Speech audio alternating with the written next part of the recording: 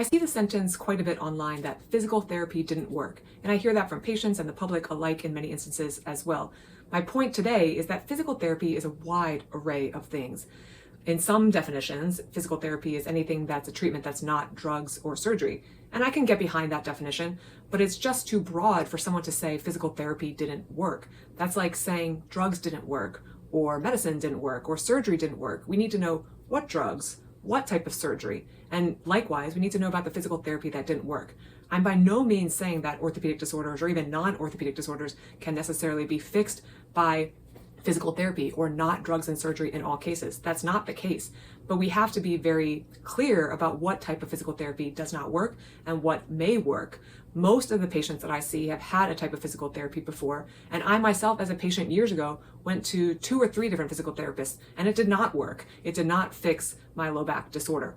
But those treatments were very different than, for example, the treatments that I offer most of my patients today, meaning I will use repeated movement testing as part of my testing to figure out if a patient has a joint derangement that can be fixed with repeatedly moving in a specific direction or two.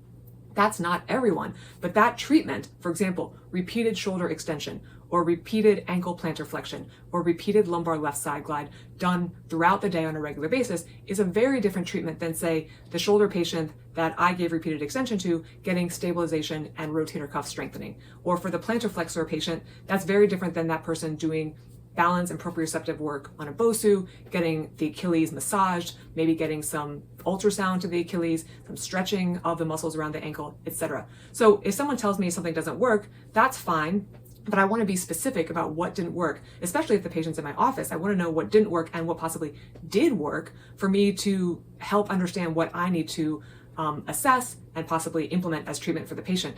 Another example is manipulation, right? Chiropractors are kind of known for cracking, adjustments, manipulations. Physical therapists around the country can often do manipulations as well. I find that level of force is not necessary in 99 to 100% of cases, but manipulation, if a patient's had a manipulation in the past, I will definitely ask what was the result. Because if the patient says the manipulation helped for 3 hours and then it went back to normal, or if it helped for 2 weeks and went back to normal, that's telling me something I need to know about how that joint behaves.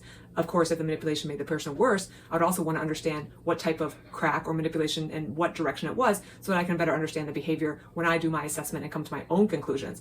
But saying physical therapy doesn't work is just too vague. And I think we need to really press people when they say that, because there are so many different varieties of treatments out there. And it's hard as a consumer, as a patient. I know because I was a patient myself for many years with distinct episodes for my low back disorder and my knee pain, which was not a knee disorder, but my back when I figured it out finally by myself.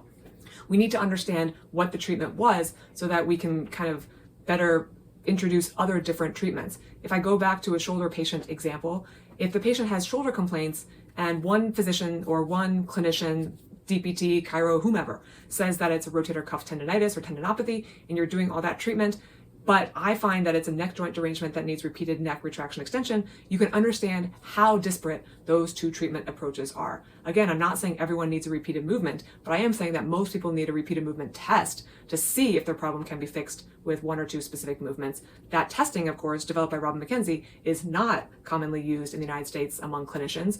The typical MD or DO, or maybe other clinicians who are really limited in their time with patients, someone who has 10 or 15 minutes with the patient is very rarely going to be able to do competent repeated movement testing in the office and then offer it as a test to do at home, because in 10 minutes it's really hard to take a good verbal history, take all the baselines, and then understand how to do repeated movement testing and get information from that. I, of course, have a longer evaluation. But back to my main point, please don't give up on physical therapy just because one treatment approach in that large realm of physical therapy didn't work. That doesn't mean that physical therapies are definitely indicated and definitely going to help, but you have to understand that clinicians think differently. I think a lot of the guidelines that we've been given as doctors of physical therapy are not very helpful. So I tend to do a lot of things that aren't necessarily straightforward that other clinicians use. I do that because I see better outcomes when I use Robin McKenzie's work along with the other orthopedic principles that I've learned over the years.